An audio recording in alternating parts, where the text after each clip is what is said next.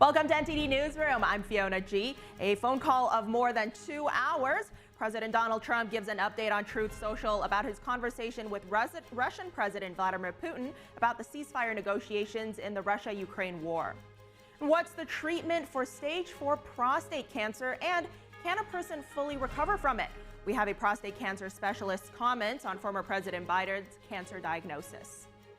FBI Director Kash Patel confirms yesterday that the Bureau is looking into New York Attorney General Letitia James's real estate transactions. In a big win for House Republicans, the Budget Committee advances President Donald Trump's sweeping budget bill. 7 inmates break out of a New Orleans jail, and they're still missing. Officials say they're dangerous. What's the reward here? 10 grand each. And the UK and the EU hit reset on defense and trade ties with promises of cheaper food, stronger energy security, and economic gains.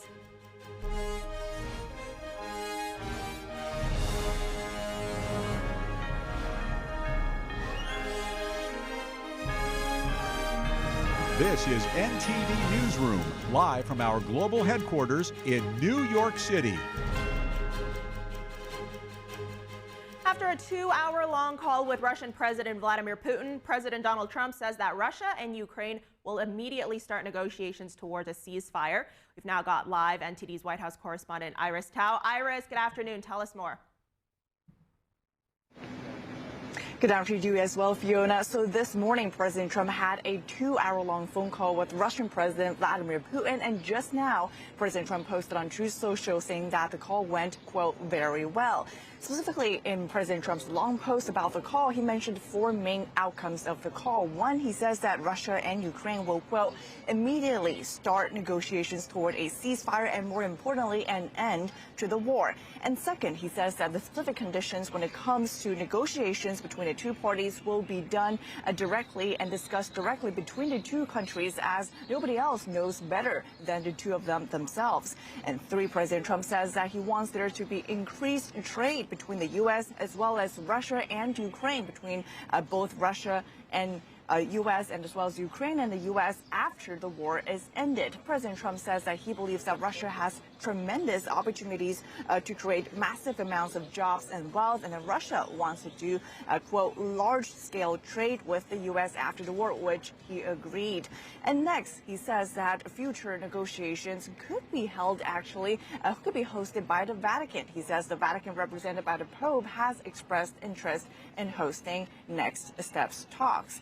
And President Trump says that right after the talk, he has informed both the leader of the European Commission as well as the leaders of Italy, France, Germany, Finland, immediately after calls to talk to them about this morning's progress. He's also, of course, talked to Ukrainian President Volodymyr Zelensky both before and potentially after the call to inform them of the results. And meanwhile, it also comes as President Trump is slated to participate in a bill signing event this afternoon at around 3 o'clock. So we do expect to actually hear from him in person more about this morning's crucial high-stakes talks. This call comes after Vice President J.D. Vance told reporters that the U.S. is open to walking away from participating in negotiations as progress continues to not be made. And this morning, the press secretary Caroline Leavitt also told us that President Trump has expressed frustration with both parties about the lack of progress. So it all now comes to, of course, be seen if any substantial movements and progress will be made in the next days or weeks, as President Trump suggested that now the two parties will resume direct negotiations toward the end of the war. Back to you. What's the Russian side saying about all of this? Sure. So Russian President Vladimir Putin also came out to talk to reporters after his 2-hour-long phone call with President Trump this morning. He says that Moscow is now ready to work with Ukraine on a memorandum about a future peace accord. And those discussions will include, for example, the timing of such a possible peace agreement, as well as the principles of settlement, or what Russia has been calling what's the definition of a truce between the two countries. And Putin asked that he believes that the two countries are on a right track to achieve peace now that direct talks have resumed. And he also thanked President Trump for supporting the resumption of direct talks between Moscow and Kyiv. We know that last week in Turkey, we had hopes that Putin would show up himself for direct talks with Ukraine, but Russia ended up sending a lower-level team that ultimately did not yield very substantial direct results from that day of talks. And President Trump did not end up adding a stop to his Middle East trip either to go to Turkey himself to participate in the talks. But of course, now we know that this phone call has happened and more negotiations will resume. So now all parties seem to be engaged again. Back to you. Iris, thank you. And moving on, President Donald Trump criticized Walmart over the weekend due to price hikes. Trump said Walmart should absorb added costs rather than passing them on to American consumers. This after the retailer said it would raise prices in response to U.S. tariff policy. President Trump said Walmart made billions of dollars last year, calling that far more than expected. He said Walmart and China should absorb the tariffs and not charge customers anything. The president said he would be watching. The United States reduced tariffs on Chinese goods from 145% to 30% for a 90-day period under a recent agreement. Walmart's chief financial officer, John David Rainey, said the lower rate is still too steep. Walmart says the company is taking steps to limit the impact on consumers. The plan here is to work with suppliers to shift sourcing, substitute materials, and adjust product mixes. Treasury Secretary Scott Bessent said yesterday that he is not worried about Moody's recent downgrade of the United States AAA credit rating to AA1. By the time they get to a downgrade, everything's already in the market. Larry Summers and I don't agree on everything, but in 2011, the last time or 2 times ago when he had a downgrade, he poo-pooed it. What I think is important is that President Trump has just come back from this historic Mideast trip, and there's trillions of dollars coming into the U.S. So we are seeing confidence from investors. So I don't put much credence in the Moody's. Moody's Ratings downgraded the United States long-term credit rating on Friday. It cited sustained rising debt, growing interest payments, and a lack of political action to rein in chronic budget deficits. The move stripped the nation of its last perfect credit rating among the 3 major agencies. Bessent said President Trump's bill, which would extend the 2017 tax cuts, would surge economic growth. Bessent also said that growing the economy faster is more important than the potential growth of the debt. Victims of explicit deepfakes will soon be able to take legal action against people who create the images. Explicit deepfakes are images in which a person's face is superimposed onto a nude body using artificial intelligence. Now, a federal law criminalizing the sharing of those images is coming. President Trump is set to sign the Take It Down Act this afternoon. The Take It Down Act will protect victims of digital exploitation, hold internet platforms accountable by requiring them to remove such imagery from their platforms, and provide justice for victims by allowing prosecutors to go after those who publish non-consensual explicit images online. The law will make it illegal to share online non-consensual explicit images, whether they be real or computer-generated. It'll also require tech platforms to remove such images within 48 hours of being notified about them. Previously, federal law prohibited creating or sharing realistic AI-generated explicit images of children. But laws protecting adult victims varied by state and did not exist nationwide. FBI Director Kash Patel said in an interview yesterday that the Bureau is investigating New York Attorney General Letitia James for possible mortgage fraud. Patel told Fox News on Sunday that his department is not prejudging this case or any others based on party affiliation. Earlier this month, the Albany, New York division of the Justice Department announced that a criminal fraud probe of Attorney General Letitia James had begun and that Albany's FBI field office was collaborating with the DOJ to conduct the investigation. The investigation is focused on whether James committed fraud on a mortgage application in Virginia. CNN reports that a grand jury in the Eastern District of Virginia has issued subpoenas on the matter. A big win for House Republicans. Late last night, the Budget Committee advanced President Donald Trump's sweeping budget bill. NTD's Melina Weiskup reports. The House Budget Committee took a critical step to passing the One Big Beautiful Bill Act and making President Trump's America First vision a reality for the American people. The bill passed in a 17-16 vote, with all Democrats voting against it. CBO saying 13,700,000 Americans at least will lose their health care because of this bill for billionaires that was passed we will continue to fight it on our side of the aisle. The late Sunday vote came just 3 days after 4 fiscal hawks tanked the GOP budget bill on Friday. They're concerned that the spending cuts don't take priority, pushing to speed up the Medicaid work requirements and phasing out of green energy incentives. I am a no on this bill unless serious reforms are made today, tomorrow, Sunday. We're having conversations as we speak, but something needs to change or you're not going to get my support. The 4 GOP opposers still aren't 100% on board with the bill. They voted present to allow it to advance to the House floor. Negotiations will continue this week. There's a lot more work to do. We've always acknowledged that. Towards the end, there will be more details to iron out. We have several more to take care of. But I'm looking forward to very thoughtful discussions, very productive discussions over the next few days. House Speaker Mike Johnson will continue working out tax and spending cut details in order to unite his conference ahead of a floor vote expected before the end of the month. Reporting from Washington, D.C., Melina Weiskup, NTD News. And turning back to that Trump-Putin phone call, following that 2-hour phone call between President Trump and Russian President Vladimir Putin, Putin has reportedly now agreed to work with Ukraine on a memorandum for a possible peace accord.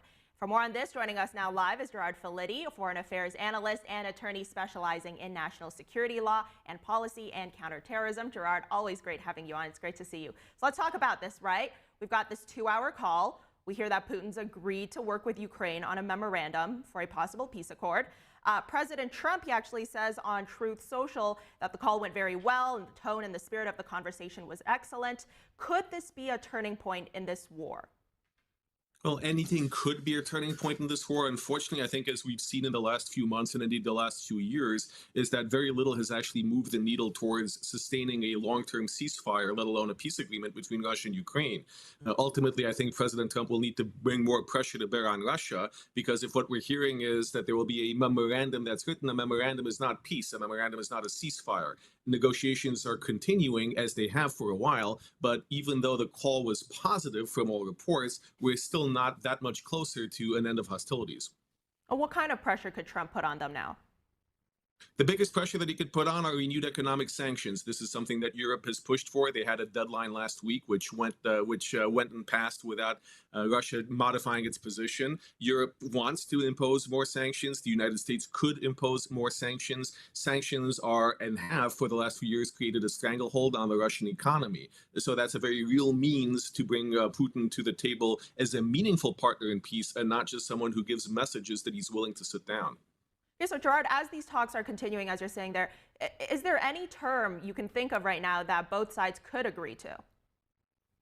Well, even when it comes to a temporary ceasefire, we have seen the parties, Russia and Ukraine, not agree on what the context of a ceasefire would be. So it's very difficult to see how there's any cessation of hostilities that could result here. I think that perhaps both sides are willing to talk. That is what they agree on, but they're talking at each other instead of to each other, and not much is being accomplished. So ultimately, the one thing that the two sides do agree on is the war should end, but they're very far apart on what the contours of a peace would look like. So we know that President Trump, he originally said during his campaign he would stop the war on day one. Of course, he later said that was an exaggeration. But he's also repeatedly highlighted here the death toll and the losses from both sides of this war. He's saying it's not American lives, but they're still human lives. How high were the stakes for President Trump during this morning's call? I think the stakes for President Trump are very high. He has shown a personal interest in ending this needless slaughter, of bringing peace and stability to the region, not just in Russia, Ukraine, but in many parts of the world. So for him, it's personal. He doesn't want to see this needless suffering. On the other hand, he has so far accomplished more than what has been done in a number of years, because the Biden administration, we have to remember, did not engage in these direct talks with Vladimir Putin. They were not actually pushing for a meaningful dialogue between the sides. And we know from past history, know from many, many years of experience with wars, that it's not easy or quick to reach a resolution. But those need to start somewhere with talks, and Donald Trump has at least been able to do that in the first few months of his administration. So we see on Truth Social President Trump saying it's not just Putin he talked to today. He's talked to Ukrainian President Zelensky, European Commission President von der Leyen, Emmanuel Macron, Italian Prime Minister Meloni, German Chancellor Merz, Finland's president as well. What does this tell you? What is the EU doing right now in the wake of this call?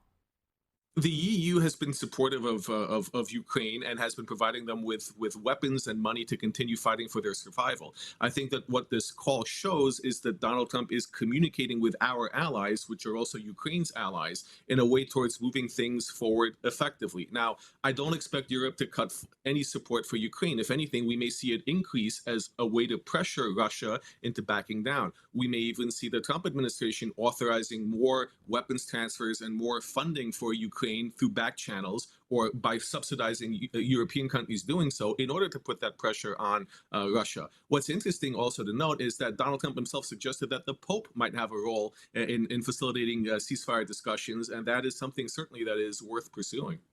Well, there was a period of time in recent months when the administration was saying it might walk away from ceasefire talks. It was getting frustrated. Is that still a possibility right now?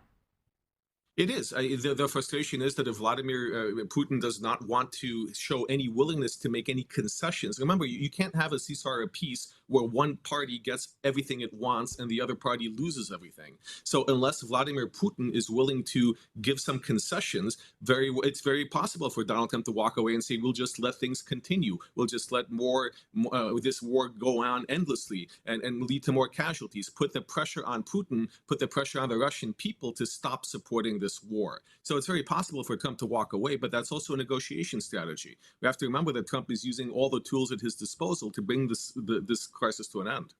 Well, obviously a lot's still going on. There's still a lot there's a lot of uncertainty there. But Gerard, are you optimistic? Well, I'm optimistic that all wars must end. Whether that's in the near future, I'm not so optimistic, but I think that we all understand that the public of the world understands that this cannot go on forever and that there needs to be a solution to this. There needs to be a way out for both sides because too many people have died in this conflict. Absolutely. Gerard Filitti, great having you on. Thank you. Always a pleasure. Thank you. Coming up next, 7 inmates break out of a New Orleans jail and they are still missing. Officials say they're dangerous and there is a 10 grand reward for each prisoner. We'll be right back.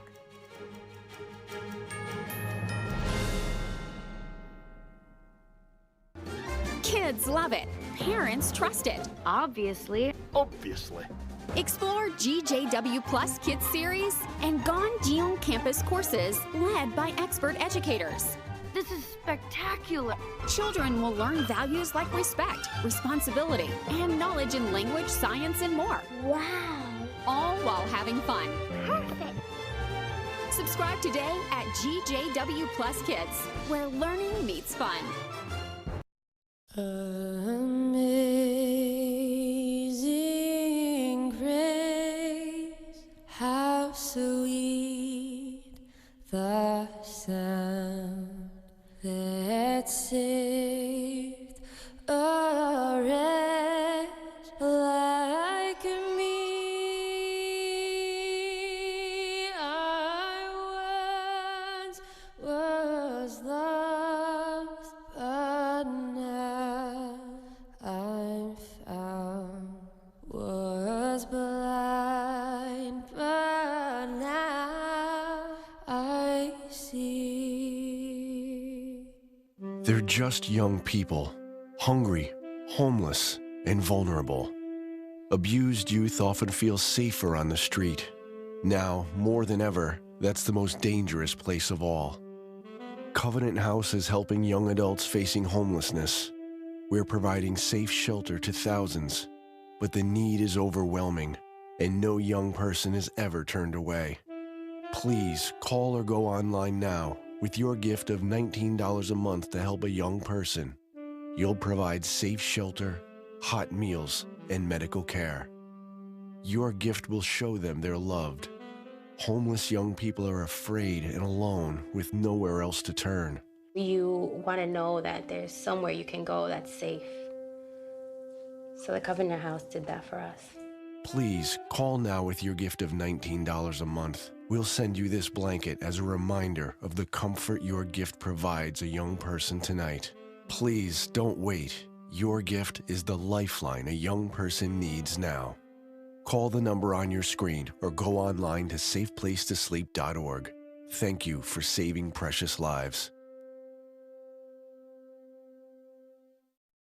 Discover the ancient secret to vitality and longevity with Puretang Black Ginseng. Crafted from premium 6-year-old Korean ginseng, each root is carefully nurtured for over 2,260 days, undergoing a traditional 9-round handcrafted process of steaming and drying to unlock full potency and absorption. Experience pure, natural energy with Puretang Black Ginseng. Order now at puretang.com.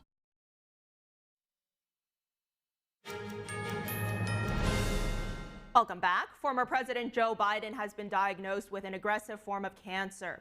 His office releasing details about the diagnosis yesterday. Here's more on what we're learning. A shocking health announcement coming from the Biden family. Former President Joe Biden diagnosed with an aggressive form of prostate cancer that has spread to his bones. His personal office releasing this statement Sunday, saying, quote, "Last week, President Joe Biden was seen for a new finding of a prostate nodule after experiencing increasing urinary symptoms. On Friday, he was diagnosed with prostate cancer, characterized by a Gleason score of 9, with metastasis to the bone. While this represents a more aggressive form of the disease, the cancer appears to be hormone sensitive, which allows for effective management." The statement went on to say that the 82-year-old and his family are reviewing treatment options. The fact that we're told that this is, metastatic now, the 5-year survival rate on average is about, 33%. So, there are some people that do well and some people that don't do well. The American Cancer Society estimates 1 in 8 men will be diagnosed with prostate cancer during their lifetime. Because there's such a high volume, there's a lot of research dedicated to its treatment. His former Vice President Kamala Harris posting this on X. "Joe is a fighter, and I know he will face this challenge with the same strength, resilience, and optimism that have always defined his life and leadership. We are hopeful for a full and speedy recovery." A bipartisan group of officials shared messages in support of Biden, and Biden thanked people for their support this morning in his first comment on his cancer diagnosis. Now, this group of bipartisan officials, they shared messages of support for Biden as well as his family. President Trump also released a statement saying that he and Melania are saddened to hear about Biden's recent medical diagnosis and wish him a fast and successful recovery. In an X post today, former President Biden wrote, quote, "Cancer touches us all. Like so many of you, Jill and I have learned that we are strongest in the broken places. Thank you for lifting us up with love and support." Prostate cancer specialists say that former President Joe Biden's announcement that he has been diagnosed with this aggressive form of prostate cancer that has spread to his bones means the cancer is no longer curable, but there are treatments that can control it, possibly for years. Most prostate cancers are diagnosed at an earlier stage. That's according to Dr. Chris George, director of Northwestern Health Network's cancer program, who says the news that Biden's cancer has spread to his bones points to a later stage of the disease, but that it could still be controlled. When the cancer has spread to the bones, that makes it stage 4. That means that the cancer is not curable. There's no treatment available that can cure the cancer. You could control it for years. 2 or 3 years is very realistic, and some lucky patients get control for 4, 5, 6, and even longer. Usually prostate cancer doesn't, go full throttle like this too often. When it does, that's usually a bad sign. That's an aggressive cancer for sure, but it does seem odd. Biden's office says he was diagnosed on Friday after experiencing urinary symptoms. Dr. James Brombot is a urologist with the Orlando Medical Group. He says that now Biden is likely to undergo hormone therapy. In a lot of patients that get diagnosed with metastatic prostate cancer, the treatment usually starts the day of the diagnosis. So we're trying to slow down the cancer, which can be fed by hormones or testosterone. Biden's mental and physical health were subjects of scrutiny during his presidency. He ended his run for a second term in office after a halting TV debate performance. Moving on, 7 dangerous inmates are still on the run after a jailbreak in New Orleans on Friday. A manhunt is underway as law enforcement agencies ramp up their search. Here's what we know so far. Authorities have increased the reward for information on the whereabouts of 7 missing inmates who escaped from a Louisiana jail. Authorities say the escape happened at the Orleans Justice Center, which mostly holds people awaiting trial or sentencing. Early Friday morning, 10 inmates breached the wall. They went through a door used to bring in supplies, scaled the wall, and ran across the interstate. 3 inmates have been captured, but 7 are still on the run. The men, aged between 19 and 42, are facing charges including aggravated assault, domestic abuse, battery, and murder. The Bureau of Alcohol, Tobacco, Firearms, and Explosives is offering a $5,000 reward for tips leading to their capture. That's on top of a $2,000 reward from Crime Stoppers and another $10,000 reward from the FBI for each escaped inmate. Investigators say they have active leads, including phone calls and messages from the inmates. The escape has drawn sharp criticism from state officials. Governor Jeff Landry says the jailbreak reflects deeper failures within Louisiana's criminal justice system. This massive jailbreak, which my statistics tell me could be the largest jailbreak in the history of the state, should never have happened. And the public deserves to know who, what, and how this happened. He has called for a full audit of the facility, with results expected by the end of the week. Orleans Parish Sheriff Susan Hudson blamed defective locks at the correctional facility. She says she's raised concern about the locks before. Hudson also said there are indications the escapees receive assistance from, quote, individuals inside our department. Authorities say the inmates should be considered armed and dangerous. Anyone with information is urged to call 911 or Crime Stoppers. The FBI has identified the suspect in the bombing outside of a fertility clinic in Palm Springs. Authorities are treating the incident as an act of domestic terrorism. Here are those details. The FBI has named a suspect in a bomb explosion outside a fertility clinic in Palm Springs, California over the weekend. The agency said Sunday they believe the attack was intentional.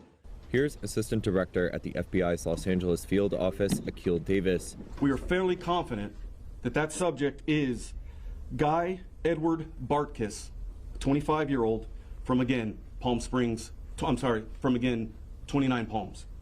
The blast went off in or near a car parked outside the clinic, which was operated by American Reproductive Center. The sound of the explosion was caught on this home security camera. One person was killed and at least 4 were injured in the blast. Officials said that no embryos stored inside the clinic were harmed. Davis said the FBI believes Bartkiss died in the blast. He described the suspect as having, quote, nihilistic ideations and said that he had been trying to live stream the attack. Davis added that the FBI was conducting a search at the suspect's home and that the agency did not believe there was an ongoing threat to the public. The officials said they are receiving hundreds of tips and collecting evidence, including pieces of the vehicle that exploded and were strewn several hundred feet in every direction. Davis said it is likely the largest bombing crime scene in Southern California history. Palm Springs residents on Sunday were still reeling from the attack. It's very startling. We were sitting in our home, which is a mile from where it occurred, and it was very loud and the house shook. So that must have been one big bomb to be happening a mile away. Who would have thought in Palm Springs, of all places, you know what I mean? But that's the world we live in, you know? It's just the way it is. We just have to accept things and pray for better outcomes and less violence, but it's like I said, it's the world that we live in.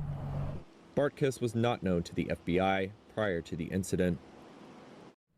New Jersey Transit's train engineers have reached a tentative deal to end their 3-day strike. The walkout halted service for about 100,000 daily riders, including routes to Newark Airport and across the Hudson River to New York City.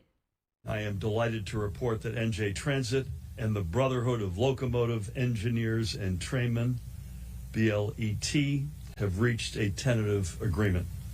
And as a result, New Jersey's first rail strike in decades has officially come to an end.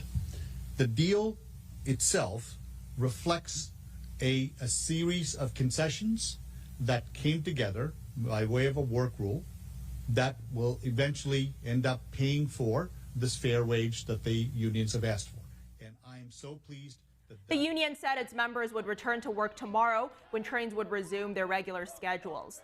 The walkout that began Friday was the state's first transit strike in more than 40 years. Now, it forced people who normally rely on New Jersey Transit to take buses, cars, taxis, and boats instead of considering staying home. The main sticking point was how to accomplish a wage increase for the engineers without creating a financially disastrous domino effect for the transit agency. Top FBI officials have given an update about Jeffrey Epstein's death. FBI Director Kash Patel and Deputy Director Dan Bongino stated unequivocally that Epstein died by suicide in his Manhattan jail cell back in 2019. This in an interview that aired yesterday on Fox News.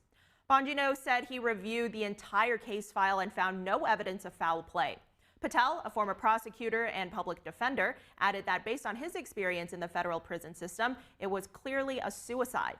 Epstein was awaiting trial for sex trafficking of minors when he was found dead in this cell. His death sparked global speculation, but New York's chief medical examiner officially ruled it a suicide. Despite public skepticism and alternative claims by private experts, the FBI's current leadership says there is no proof to support those doubts. The Supreme Court is allowing the Trump administration to revoke temporary legal status for 350,000 Venezuelans. A federal judge in San Francisco had ordered that it continue a week before it was set to expire in March. The case is the latest in a string of emergency appeals by the Trump administration to the High Court. Last week, the government asked the justices to allow it to end temporary status for hundreds of thousands of Cubans, Haitians, Nicaraguans, and Venezuelans.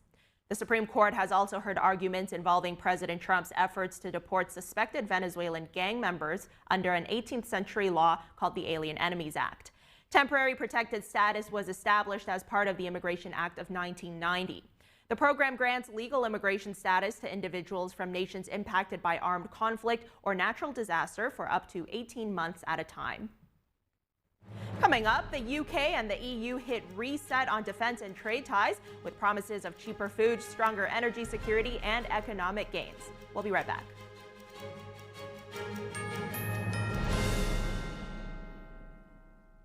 Hurry in and shop Mathis Home today during the Monumental Savings Event for deals in every department. Get huge discounts on hundreds of sofas in all the latest styles. Come and see the latest looks in bedrooms and dining rooms at the lowest prices ever. You can get it all in stock with fast and free delivery. Even an incredible selection of patio and outdoor furniture so you can enjoy every part of your home.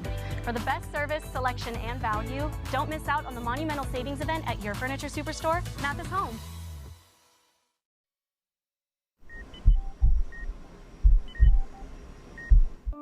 I had a pretty normal mom life. Everything was pretty good, and it was a very happy life. And we just had a new baby. And then all of a sudden, within a day or two, she's on life support and fighting for her life. And I knew something was pretty wrong. A little less than a week after I came home, I couldn't breathe. That's when we decided to go to the hospital. I was given the diagnosis that I had peripartum cardiomyopathy, which is basically a pregnancy-induced heart failure. They told me my only chance was a heart transplant.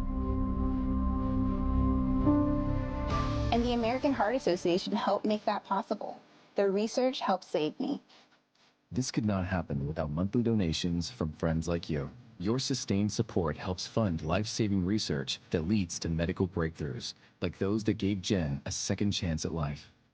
Heart disease is the #1 killer in America, and we urgently need your help to save lives. Go to helpheart.org or call now to become a monthly donor today. Your donation of only $19 a month, just 63 cents a day, will make a difference through prevention, early detection, treatments, and cures that help save lives. I am very thankful for the American Heart Association. I'm grateful for just every day that I get with my children. Please go to helpheart.org or call now with your donation of just $19 a month. Join our community of monthly donors, and you'll get this limited edition t-shirt you could wear to show you're helping save lives. One simple act today can save your life or the life of a loved one. Please call or go online to helpheart.org. Become a monthly donor, and for a limited time only, your first month's gift will be matched.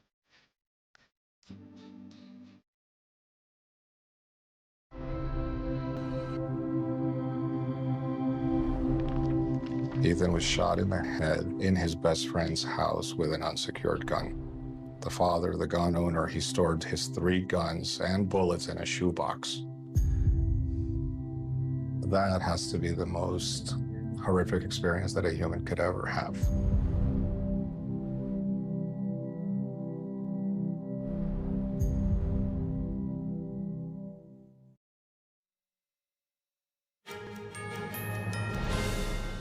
Welcome back. One of the big talking points of President Trump's tour of the Middle East is artificial intelligence. Specifically here, the U.S. allowing Saudi Arabia and the UAE to dramatically ramp up their AI capabilities by using advanced American technology. Now, back in January, the Biden administration tried to limit these countries from access to the semiconductors needed for these AI data centers. The fear here was that adversaries like China would be able to get their hands on the computer chips. But now Saudi Arabia and the UAE will partner with U.S. companies to build massive data centers in their own countries. We're going to bring on now to discuss these potential risks and reward retired Colonel John Mills. He is a senior fellow with the Center for Security Policy and former director of cybersecurity policy at the Department of Defense. Colonel, always great to have you on. So let me start by asking you this, right? Is this a chance to bring these countries closer to the U.S. and further away from China, as President Trump has suggested? Well, thank you, Fiona. Well, yes, I find Senator Chuck Schumer is suddenly concerned about this. I find it very odd. He was one of the biggest champions of the CHIPS Act.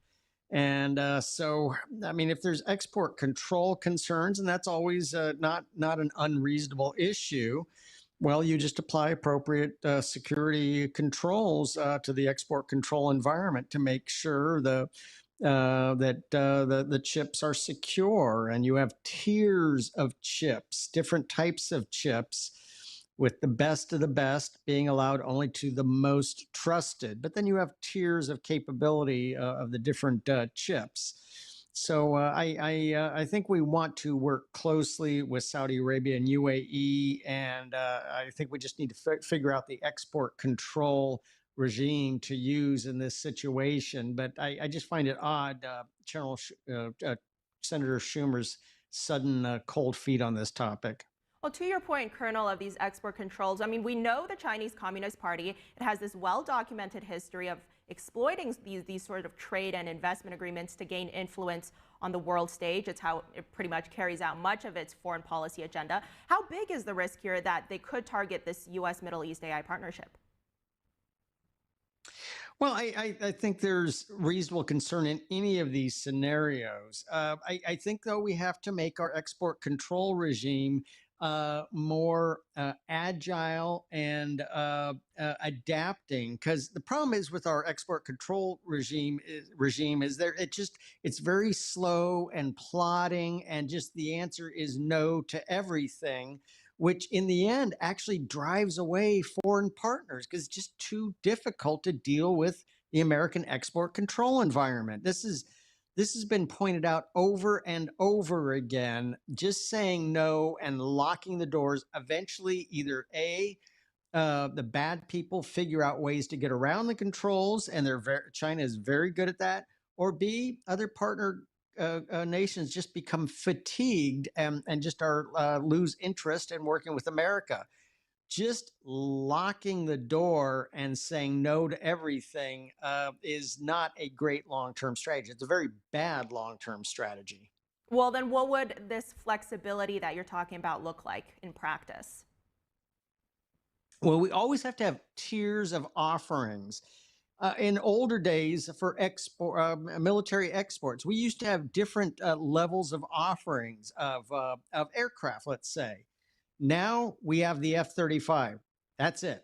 Take it or leave it. Well, not every country needs an F-35 or a fully kitted out F-35. So we have to be adapting to the marketplace also. Just an absolute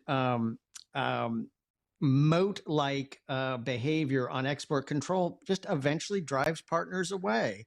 So give tiered offerings, have agile monitoring to make sure these controls really are working and are not being circumvented. And we just have to really work these in. The export control regime and compliance monitoring, it has to be taken security, but it also the strategic end state of partners. And if we're driving away partners, that's still accomplishing the enemy's goal. So looking at this more broadly, not just at the Middle East here, Colonel, why are these data centers and this artificial intelligence more broadly such an important piece in the national security concern? Well, I mean, AI needs data. Data needs data centers. Data centers need chips. It's and a high performing chip down to the 2 nanometer and better state of the art chips. So AI needs endless data to create the to feed the AI algorithms and the AI engines. So the more data, the better. That means data centers and Northern Virginia, just where I'm at right now, this is essentially the hub of worldwide processing. Something like 70% of the data in the world flows right through Northern Virginia, and we are becoming inundated with data centers. Now the data centers, we're gonna have to get better and better about these. We don't have endless real estate to build these data centers. And oh, by the way, data centers need a lot of cooling. Last time I checked, Saudi Arabia and UAE are pretty hot countries, not the best places to put data centers. So it would seem that what President Trump is doing right now in terms of AI and data centers, it's really on par with what we've seen him do with all other sectors of whether it be the economy or national security, or, it's really a revamp, turning the status quo almost on its head a little. Yeah, and we want to, again, the end state of our innovation and our products is to build trusted partners and cater to trusted partners. And again, we do have a kind of a tiered system of the closest of the closest. And again, it also depends on needs. Not everybody needs that F-35 of a data center. I'm just using that as an analogy. We need to have correct offerings for the correct partners. But that's the problem. Over the years, we went away where the United States used to have a full menu of offerings to right size to for the partner in question. And just for a variety of reasons, we are we have one offering per market sector. That's it. That is not good. We have to have multiple offerings so the right product can fit the right partner. So before we go here, just looking at this Middle East trip more broadly, what do you take away from President Trump's trip? What's the impact on foreign affairs from here on out? Well, it was a tour de force of leadership, and the target audience was really Iran, but also Iran's boss, China. China just can't compete with this. I'm sorry, President Xi is not exactly a dynamic figure that inspires confidence. I mean, it's really through extortion and negative compelling of partners. So America provides leadership. We provide innovation. It's very simple. Who do countries want to partner with, America or China? And then with the leadership of Donald J. Trump, we're seeing most countries really want to align with America. I mean, you get some of the elites, you get some of the legacy old European countries that get all a flutter about Donald J. Trump. In the end, they really still want to work with Donald J. Trump versus China. Well, I don't blame them. Retired Colonel John Mills, great having you on as always. Thank you. Thank you, Fiona. Moving on, Vice President J.D. Vance and Secretary of State Marco Rubio met with Pope Leo. The U.S. leaders met the new leader of the Catholic Church at the Vatican just this morning. We're thrilled to join the first papal mass with first American Pope, Pope Leo XIV. He and I had a very good conversation with Secretary Rubio this morning. We talked about a number of diplomatic issues, and I think the Vatican, in particular the Pope, is going to be a great advocate of world peace, and obviously I serve a president I think is a great advocate of world peace, and so we're going to find some very important things to work together on. Vice President Vance extended an invitation from President Trump and the First Lady, inviting Pope Leo to visit the U.S. Ahead of the trip, Rubio said he would discuss the Ukraine-Russia conflict with the Pope, who was the first ever American pontiff. He led his inaugural Mass on Sunday. Delegates from all over the world were in attendance, including Vance and his wife, Second Lady Usha Vance, as well as Secretary Rubio. Ukraine's President Zelensky was also there. He met with Vance and Rubio Sunday afternoon. Now, according to Vance's office, the leaders discussed their shared goal of ending the conflict with Russia and the current state of negotiations for a ceasefire. Israeli Prime Minister Benjamin Netanyahu said today that Israel will control all of Gaza. He says Israel will also prevent Hamas from looting aid using a new method. The method is distribution points that are secured by the IDF, preventing Hamas's access and allowing American companies to distribute the food and medicine aid to the population. It takes time. We're going to set up the first points in a few days and add them later, eventually reaching a situation where we have an area that is entirely controlled by the IDF, and the entire civilian population of Gaza can get there and receive the aid, and Hamas receives nothing. Netanyahu's video post on Telegram came after Israel said it will ease its blockade and let limited amounts of food into Gaza. The military recently announced it had begun extensive ground operations in the northern and southern parts of the enclave. Palestinian media said 50 trucks carrying flour, cooking oil, and legumes would be allowed into the small coastal territory later today. Meanwhile, Israeli media said 9 trucks with baby food were also expected to enter Gaza today. The UK agreed to the most significant reset of defense and trade ties with the European Union since Brexit today. Here's the reaction from British Prime Minister Keir Starmer. We are agreeing a new strategic partnership, fit for our times, providing real, tangible benefits on security, irregular migration, energy prices, agri-food, trade, and more, bringing down bills, creating jobs, and protecting our borders. Britain will now take part in joint procurement projects with the EU nearly 9 years after it voted to leave the bloc. The sides also agreed to make it easier for UK food and visitors to reach the EU and signed a new fishing deal. The government said the reset with its biggest trading partner would reduce red tape for food and agricultural producers, making food cheaper. It also said energy security would be improved and more than £12 billion would be added to the economy by 2040. It is the third deal that Britain has struck this month, alongside agreements with India and the U.S. Treasury Secretary Scott Bessent will attend the Group of 7 finance leaders meeting in Canada. A department spokesperson said his visit will seek to refocus the group on addressing trade imbalances and non-market economic practices. Bessent will join fellow G7 finance ministers and central bank governors in Alberta. Bessent has consistently pointed to China's state-driven, non-market economic policies and subsidies. The secretary argues that Beijing's model fuels massive excess manufacturing capacity that threatens jobs, companies, and economies worldwide. A Treasury spokesperson said Bessent and his G7 counterparts will also discuss ways to generate more private sector-led growth. The G7 includes Canada, the United States, Japan, Germany, France, Britain, and Italy. Up next, residents from upstate New York share a memorable evening with some candlelit classical music as part of a fundraising event to give back to the community. We'll be right back.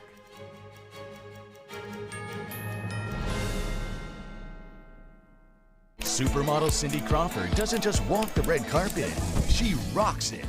At 58, she steals the show and wows the press. Hollywood Life exclaims, Cindy Crawford has never lost her stunning glow. While Page 6 raves, she's still as gorgeous as ever. What is Cindy's secret? It's meaningful beauty. And now with new advanced formulas, it's better than ever. Watch as the appearance of lines and wrinkles are diminished in just weeks. It's no wonder everyone's talking about meaningful beauty. My makeup artist said, your skin has been looking great lately. What products are you using? And I said, I'm using Meaningful Beauty. And she said, really? I've tried Meaningful Beauty before. I love those products. And then the other lady down in the trailer said, I use Meaningful Beauty. I love it. Our new and improved formulas deliver age-defying ingredients even deeper into the skin where wrinkles begin. And this brand new offer is Cindy's most exciting ever. Because when you order, you'll get Cindy's exclusive Super Brightening Duo, a $120 value absolutely free.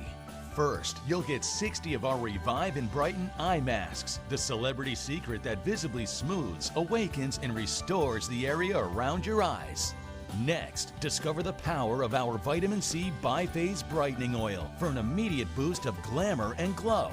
I'm not ashamed to say I am 53 years old. Thank you, Cindy. The total effect of this free gift package? A red carpet ready complexion. Get all this, a $300 value for just $49.95. But you must act quickly. Results guaranteed or your money back. So make the call or go online now and put yourself on the path to the most beautiful skin of your life. Trust me, it's worth it. This special offer is not available anywhere else, so don't delay. Scan the code, go to meaningfulbeauty.com, or call the number on your screen now. I'm excited to announce that we're having a huge sale on overstock and brand new products. For example, MyPillow Percale bed sheets, every color, every style, every size, only $29.88. Our Percale bed sheets are breathable, cool and crisp, and they're perfect for spring and summer. And check out Rev 7, the next generation of energy drinks. It tastes great, and it gives you energy all day with no jitters and no crashes. Best of all, it's actually good for you. And for a limited time, try our 3-pack absolutely free. So go to mypillow.com or call the number on your screen. Use your promo code to save 20% on our Rev 7 12-packs, or try our introductory 3-pack absolutely free. And our Percale bed sheets, all sizes, only $29.88. Twin size, full size, queen size, king sizes, all $29.88. Inventory is extremely limited at this price, so order now. Welcome back to Newsroom. More than 24 people are dead after tornadoes swept through parts of the Midwest and South on Friday. And more bad weather could be on the way. NTD's Daniel Monahan has the details as residents try to pick up the pieces and brace for more storms. Kentucky was hardest hit as a devastating tornado damaged hundreds of homes, tossed vehicles about, and left many homeless. At least 19 people were killed, most of them in southeastern Laurel County. Edwina Wilson and her husband took cover in a hallway as a tornado barreled toward their home in London, Kentucky. The house started shaking and the loud roaring happened, and we just fell right there in the hallway. Despite losing her home, Wilson is grateful she and her husband emerged from the wreckage largely unscathed. All of this is stuff and it looks really, really bad, but we are not like a lot of our neighbors and loved ones here that are in hospitals and their families are at the funeral homes and stuff.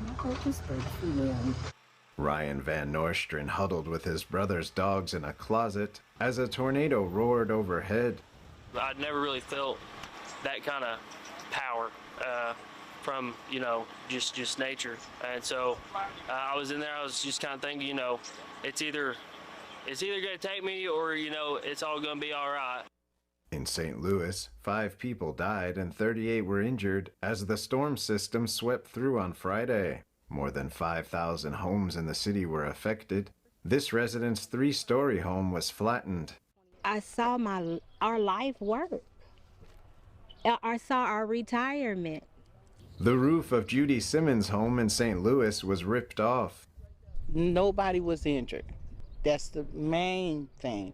We're not hurt. We lost things. Things can be replaced, but we're here. So we're just trying to pull it together and get it back strong. We're in the tornado! Oh! A tornado that started in the St. Louis suburb of Clayton, traveled at least 8 miles, had 150-mile-per-hour winds, and a maximum width of 1 mile. In Scott County, a tornado killed 2 people, injured several others, and destroyed multiple homes. The weather system spawned tornadoes in Wisconsin and temporarily enveloped parts of Illinois, including Chicago, in a pall of dust. 2 people were killed in the Virginia suburbs of Washington, D.C. by falling trees while driving. In Colorado, dramatic footage caught by an eyewitness on Sunday showed a tornado sweep through the town of Bennett, leaving a trail of destruction at a solar farm and surrounding properties. Residents are scrambling to pluck valuables from the debris, with the threat of more severe storms to come. Meteorologists say a fresh multi-day mix of dangerous weather conditions is expected to impact millions across the plains, South and Midwest, with threats persisting through at least the middle of the week. Daniel Monahan, NTD News. Now, have you ever been to a classical music concert in a candlelit department store? Because residents from Middletown in upstate New York sure did. They enjoyed a very unique experience while supporting a local nonprofit. Take a look. warm flickering candles and classical music. On Saturday night, the new Middletown department store in upstate New York transformed into a musical sanctuary where local residents shared a memorable evening together.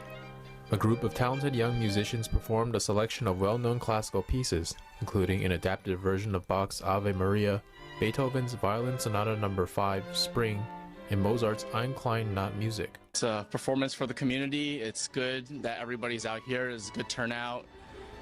Everybody loved the music. We loved playing for them.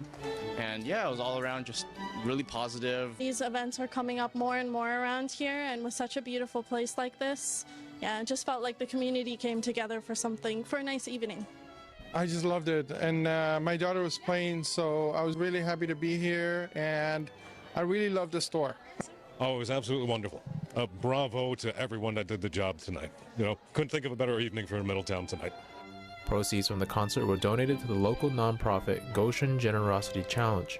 It's a local nonprofit that encourages $5 donations to assist those in need anonymously. The initiative has raised more than $100,000 in the past decade. Wendy Bynum-Wade, editor-in-chief of the Goshen Independent, has actively promoted the $5 challenge alongside the classical music concert in her newspaper. It's beautiful music. I love all music, and our readers love music, and they love the $5 challenge. And it's a good way to get the word out about New Middletown. We wanted to help revitalize Middletown, hence we called it New Middletown. And we bought a lot of products here, international products, products from Italy, from France, from Europe, from Asia, everywhere. And so we thought, hey, after a year and a half, how can we continue helping the community? Thought, hey, we did some events, so we started doing events. The concert took place in the New Middletown department store, a recently established local landmark. Many of our readers still think of this building as Tompkins, and this staircase as the way to see Santa Claus. So it's a nice tie-in to let people know that's what this store is about. It's, you know, it's a rebirth of an icon. The candlelight concert was nearly sold out.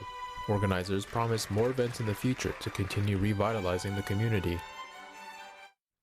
Coming up, President Donald Trump and First Lady Melania Trump will soon attend a bill signing ceremony for the Take It Down Act in the Rose Garden at the White House. Stay with us.